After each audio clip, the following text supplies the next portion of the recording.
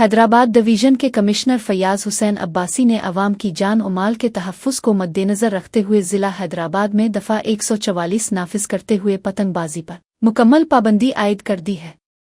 جاری کردہ نوٹیفیکیشن کے مطابق یہ پابندی 1 جنوری 2026 سے 29 مارچ 2026 تک نافذ العمل رہے گی۔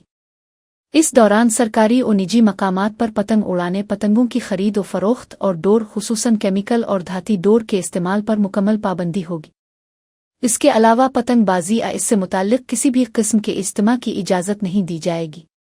نوٹیفیکیشن میں واضح کیا گیا ہے کہ پابندی کی خلاف ورزی کی صورت میں متعلقہ تھانے کا انسپکٹر تعزیرات پاکستان کی دفعہ 188 کے تحت قانونی کارروائی کرنے کا مجاز ہوگا۔